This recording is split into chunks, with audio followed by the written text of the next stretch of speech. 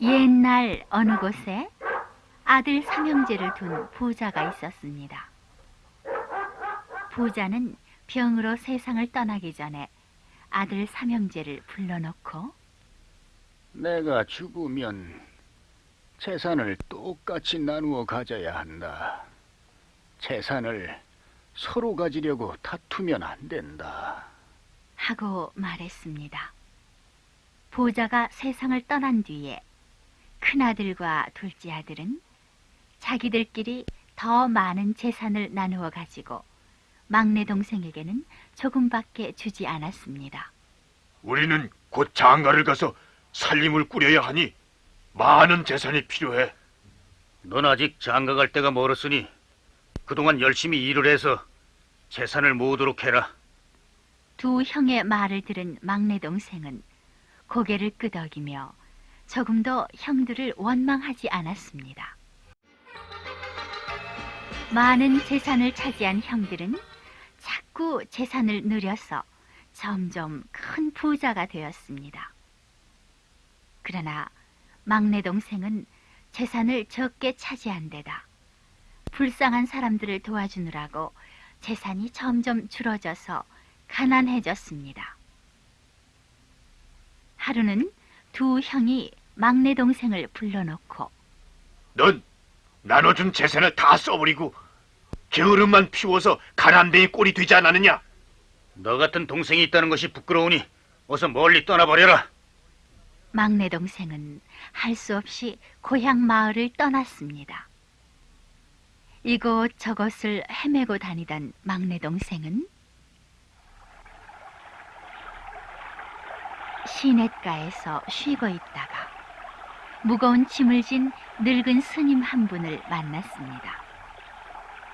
막내 동생은 얼른 달려가서 스님을 업고 시냇물을 건너주었습니다.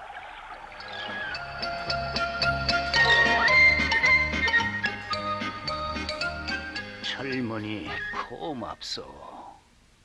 늙은 스님은 막내 동생에게 고맙다는 인사를 하고 비틀비틀 걸어갔습니다. 스님, 몸도 불편하신 것 같으신데 제가 절까지 모셔다 드리겠습니다. 이런 고마운 일이 또 있나. 늙은 스님은 반가워서 어쩔 줄 몰랐습니다. 절에 도착한 막내 동생은 사방을 둘러보았으나 사람이라고는 아무도 없었습니다. 스님, 이 절에서 혼자 지내십니까? 그렇소. 그럼 밥 지어주는 사람도 없습니까? 늙은 스님은 고개를 끄덕였습니다. 제가 스님을 도와드리고 있을까요? 저는 갈 곳이 없는 몸입니다. 막내 동생의 말을 들은 스님은 좋아하였습니다. 막내 동생은 그날부터 절에서 지냈습니다. 아침 저녁으로 청소도 하고 끼니 때마다 밥을 지으며 개울물에 빨래도 했습니다. 심부름도 부지런히 했습니다. 그러는 사이에 몇 해가 지나갔습니다. 어느 날 막내 동생은 집에 가고 싶어져서 늙은 스님에게 말했습니다. 막내 동생의 말을 들은 스님은 그동안 고생을 많이 했으니 선물을 주겠소. 하며 집 방석과 바가지와 젓가락을 한 벌씩 주었습니다. 스님, 고맙습니다. 오래오래 잘 지내십시오. 막내 동생은 선물을 받아들고 인사를 한 뒤 절에서 내려왔습니다.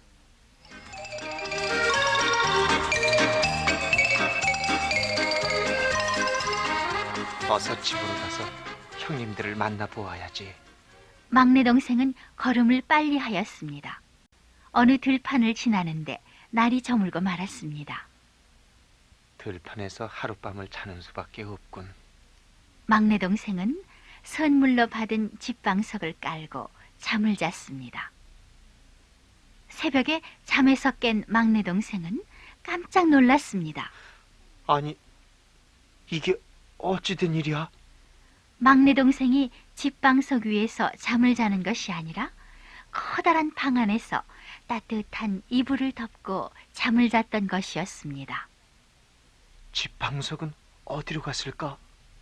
깔고 잤던 집방석은 요 밑에 있었습니다. 집이라고는 한 채도 보이지 않던 들판에 어떻게 이리 으리으리한 집이 생겨났을까? 아무리 생각해도 알 수 없는 일이어서 막내 동생은 고개를 갸우뚱할 뿐이었습니다. 스님이 주신 선물이 보통 물건이 아닌가 보다. 막내 동생은 이렇게 생각하고 보자기에 쌓여있는 물건들을 꺼내보기로 했습니다. 막내 동생은 보자기를 풀고 바가지를 꺼냈습니다. 바가지를 자세히 살펴보려고 기울이는데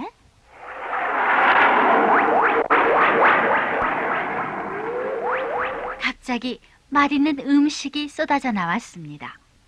쏟아져 나온 음식들은 막내 동생이 한 번도 먹어보지 못한 음식들이었습니다. 그거 참 잘됐다. 저녁 밥을 굶어서 배가 고픈데. 막내 동생은 앞에 놓인 음식을 맛있게 먹었습니다. 젓가락에서는 또 무슨 일이 일어날까? 밥을 먹고 난 뒤 막내 동생은 젓가락을 꺼내었습니다. 이리저리 살펴보아도 보통 것과 다름이 없는 젓가락이었습니다. 막내 동생은 젓가락을 두 손에 한 짝씩 들고 보다가 딱딱 마주쳐 보았습니다.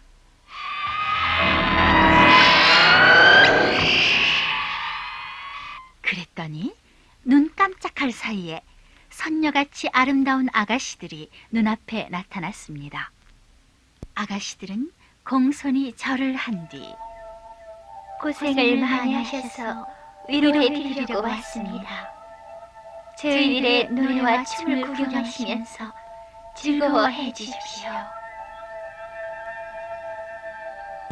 아가씨들은 꾀꼬리처럼 노래를 부르면서 선녀들처럼 아름답게 춤을 추었습니다.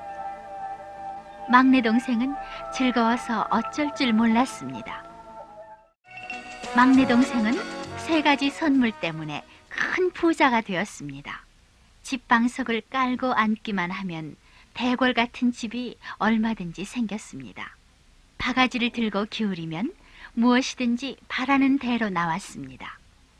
또 젓가락을 마주치면 아가씨들과 하인들이 꾸역꾸역 나왔습니다. 이제 나도 부자가 되었으니 형님들이 보면 반가워할 테지. 주인님, 가마에 타십시오. 대문 밖에서 하인들이 허리를 굽히고 기다렸습니다. 하인들은 가마를 메고 뒤를 따랐습니다. 마치 임금님이 행차하는 것처럼 보였습니다.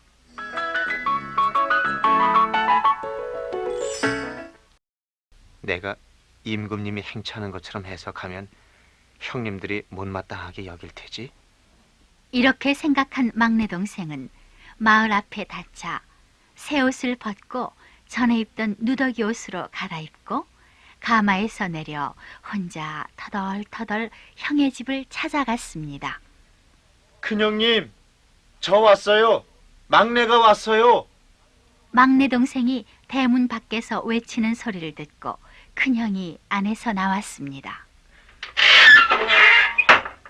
큰형님, 그간 안녕하셨어요? 넌 아직도 거짓골이구나. 큰형은 반가워하지도 않고 누더기 옷을 입은 막내 동생을 보고 눈살을 찌푸리기만 했습니다. 둘째 형을 찾아가도 이런 꼴을 하고 무엇하러 왔어? 하면서 눈살을 찌푸릴 뿐이었습니다.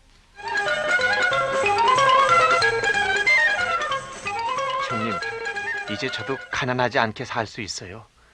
그렇지만 형님들과 가까이에서 살고 싶어서 돌아왔습니다. 형님들과 함께 살 수 있도록 해주셔요.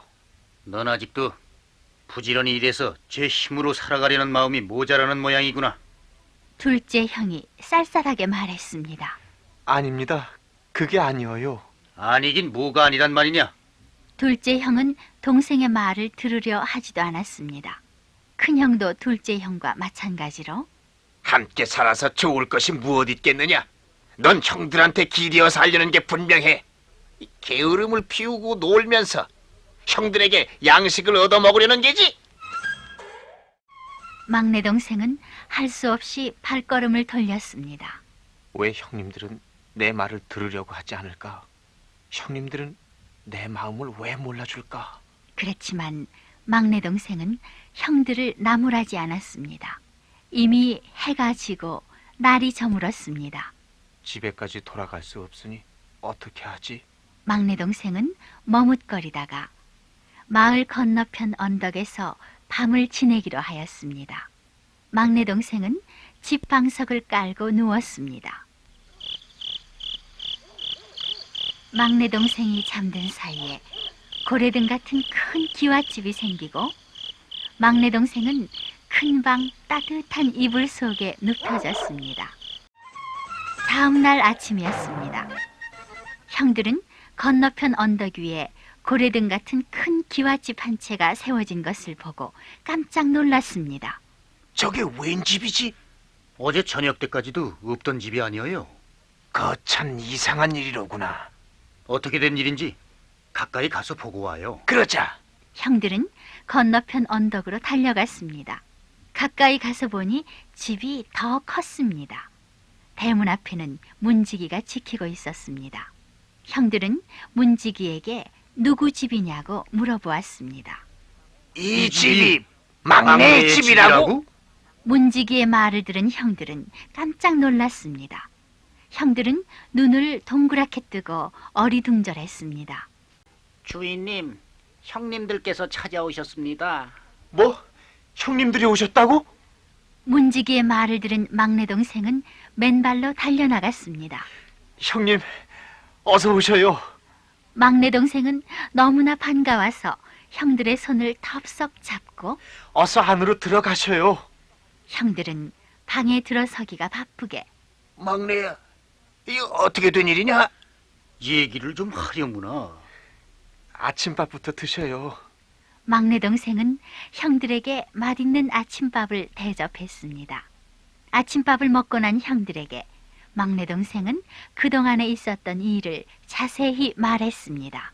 그럼 세 가지 선물을 좀 보여주겠느냐? 여기 있습니다, 형님. 막내 동생은 형들에게 세 가지 선물을 보여주었습니다. 형들은 세 가지 선물을 보고 부러워하였습니다.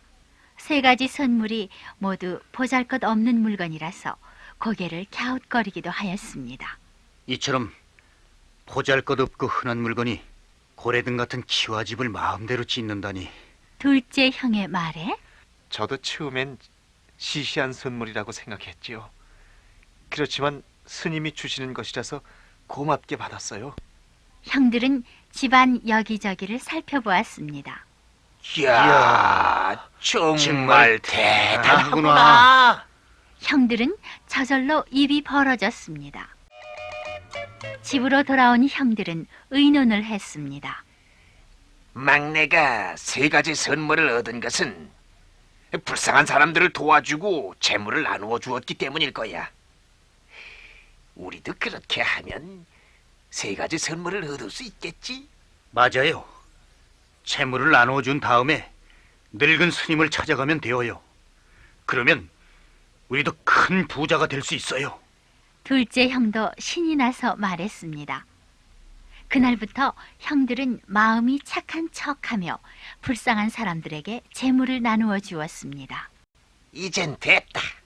어서 늙은 스님을 찾아가자. 형들은 막내 동생이 가르쳐준 절을 찾아갔습니다. 그런데 절에는 아무도 없었습니다. 기다리면 스님이 올 테지. 며칠을 기다려도 스님은 나타나지 않았습니다. 배가 고파 더 기다리지 못하겠어요.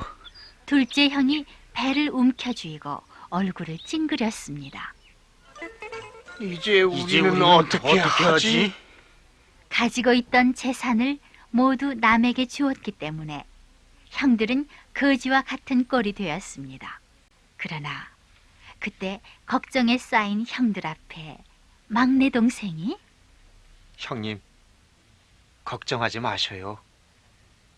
어서 우리 집으로 가서 같이 살아요.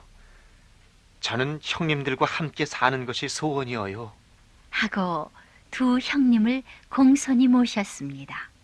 형들은 그때서야 막내 동생의 고마움을 느끼고 좋은 형이 될 것을 마음먹었습니다.